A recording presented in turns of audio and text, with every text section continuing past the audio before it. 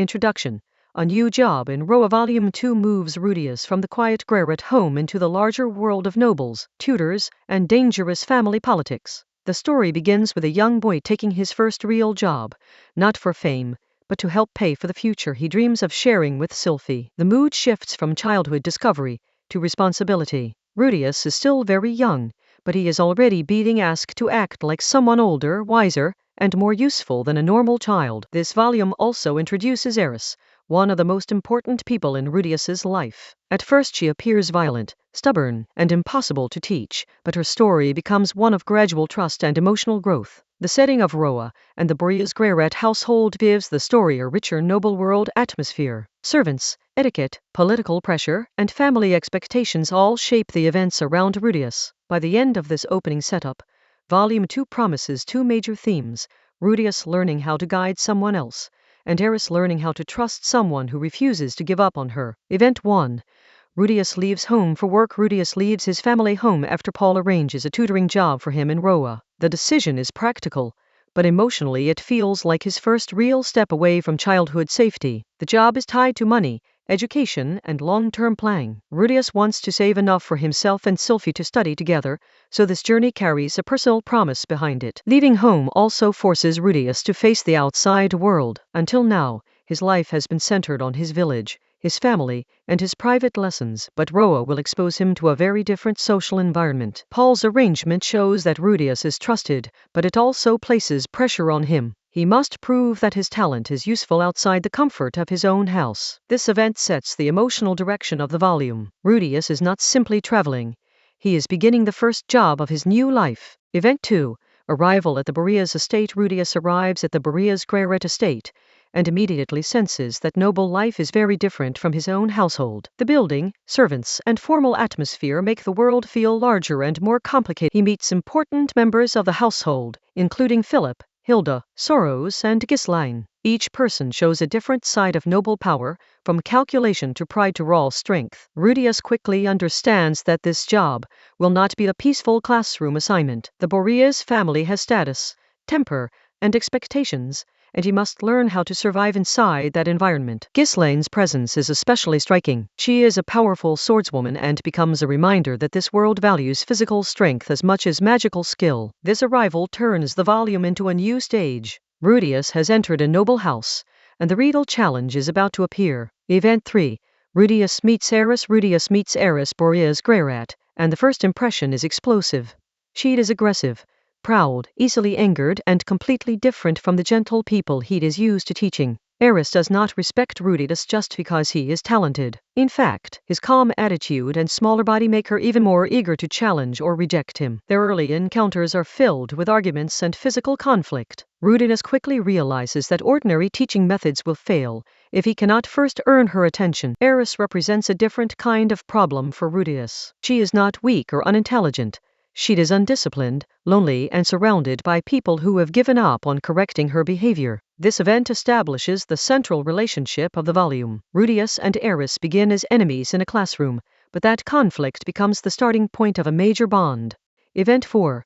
The first lessons fail. Rudius tries to teach Eris reading, writing, arithmetic, and magic, but she resists almost everything. Her impatience and pride turn every lesson into a battle. Instead of seeing Rudius as a tutor, Eris sees him as another person trying to control her. This makes her push back even harder. Rudius learns that intelligence alone is not enough to be a teacher. He has to understand the student's personality, emotions, and environment before real learning can begin. The failed lessons are frustrating, but they are also important. They show that Rudius is not magically perfect at handling people, even when he understands magic and academics. By the end of this section, it becomes clear that Eris will not change through lectures. Something dramatic must happen before she will truly listen. Event 5. The kidnapping plan begins. Philip and the adults prepare a harsh plan to make Eris accept Rudius as her tutor. The idea is to stage a kidnapping and place Rudius in a position where he can prove his value. The plan is manipulative, but it reflects how desperate the household is. Eris is so difficult to manage that even extreme tactics seem acceptable to the people around her. Rudius is placed in a dangerous and morally uncomfortable situation. He is still a child, but the adults around him are already using him as part of a strategy. The staged kidnapping begins with fear and confusion. For Eris, who is used to power and protection. The sudden loss of control is shocking. This event marks a sharp turn in the volume. What started as a tutor problem suddenly becomes a survival situation. Event 6. The fake kidnapping turns real. The kidnapping situation becomes much more dangerous than planned. Criminals and violence enter the scene, and Rudius can no longer treat the situation as a controlled lesson. Eris is forced to experience real fear. Her status, temper, and noble pride cannot protect her from people who only see her as a target. Rudius acts quickly, using his intelligence and magic to survive. This is one of the moments where his adult mind and magical talent become genuinely useful in the outside world. The event also changes how Eris sees him. Rudius is no longer just an annoying tutor. He becomes someone who can stay calm and act when danger is real. By the end of this section, the relationship between Rudius and Eris has changed. Trust is not fully formed yet, but the first crack appears in her hostility. Event 7. Rudius and Eris escape. Rudius and Eris work their way through the kidnapping crisis together. Their escape forces them to cooperate, even though Eris is still frightened and angry. Rudius uses strategy instead of brute force. He thinks through the situation, reads the danger, and tries to protect Eris without losing control. Eris sees that Rudius is not just clever in a classroom. He can act decisively in real danger, and that begins to earn her respect in a way lectures never could. The escape also exposes Eris's vulnerability. Under the anger and violence, she is still a child who can be scared, confused, and hurt. This event becomes the real starting point of their bond. After surviving together, Eris becomes more willing to accept Rudius into her world. Event 8. Eris accepts Rudius as tutor. After the kidnapping incident, Eris finally begins to acknowledge Rudius. Her attitude does not become gentle overnight, but she starts treating him as someone worth listening to. Rudius earns his place through action rather than status. This matters because Eris respects strength and resolve more than formal titles. Their lessons begin to function more normally. Reading, writing, arithmetic, languages, and magic slowly become part of Eris's routine. The household also begins to see progress. Rudius has done what many adults could not. He found a way to reach Eris without simply crushing her spirit. This section turns the volume from conflict into growth. Rudius and Eris now have a teacher-student relationship, even if it remains loud, rough, and unpredictable. Event 9. Daily lessons and growing trust. Rudius settles into daily life at the Boreas estate. The rhythm of lessons, meals, training, and small arguments becomes the core of his time with Eris. Eris slowly improves through repetition. She remains fierce and impatient, but she begins to show that she can learn when someone teaches her with persistence. Rudius also grows as a teacher. He learns when to push, when to step back, and how to turn Eris's pride into motivation rather than resistance. Their trust develops through ordinary days, rather than one dramatic confession. Small improvements, shared frustration, and repeated effort gradually change the relationship. This event shows the emotional middle of the volume. Eris and Rudius are not simply classmates or rivals anymore. They are becoming partners in growth. Event 10.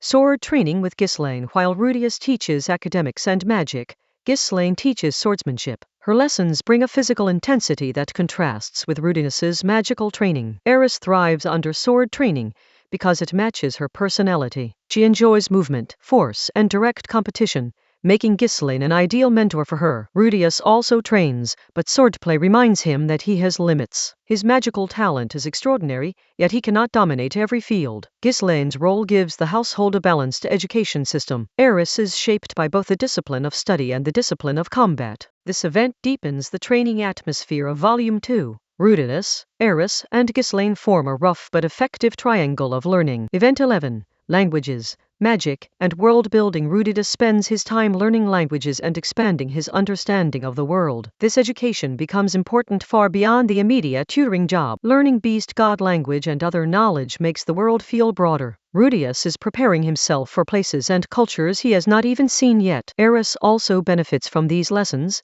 even when she complains. Education slowly gives her tools that noble pride and sword skill cannot provide on their own. The volume uses these quieter scenes to show long-term growth. Not every important moment is a battle. Sometimes a book, a phrase, or a lesson changes the future. This event reminds us that Volume 2 is not only about Eris becoming calmer. It is also about Rudius building the foundation for future journeys. Event 12. Eris begins to change as time passes.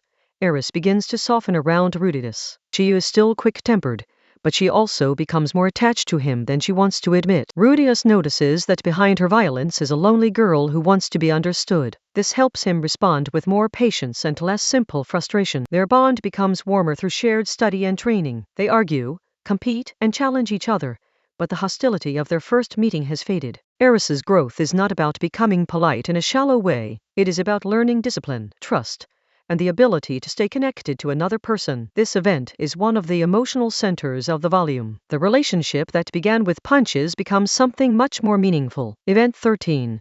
The birthday preparation. Eris's 10th birthday approaches, and the household prepares for a formal celebration. This creates a new kind of challenge, because noble etiquette matters as much as academics. Rudius helps Eris prepare for the event, including dance practice and social behavior. For Eris, these lessons can feel more difficult than sword training. The birthday preparation highlights the pressure placed on noble children. Eris is expected to perform gracefully in public even though her personality is wild and direct. Rudius becomes both teacher and emotional support. He wants Eris to succeed, not because the nobles demand it, but because he knows this moment matters to her. This event builds toward one of the volume's warmest scenes. Eris is about to show the people around her that she has truly grown.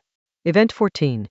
Eris's birthday dance. The birthday celebration arrives, and Eris faces the social test she has been preparing for. The event is formal, elegant, and full of noble attention. Rudius supports her through the dance, helping her stay steady when pressure could easily overwhelm her. Their teamwork becomes visible to everyone. Eris succeeds in a way that surprises the household. The girl who once rejected every lesson now proves that she can learn, adapt, and carry herself with dignity. The dance is important because it transforms training into emotional payoff. Rudius's patient teaching and Eris's stubborn effort finally create a beautiful result. This event becomes a turning point in how Eris sees both herself and Rudius. Their bond grows deeper, and the birthday becomes a memory that stays with them. Event 15.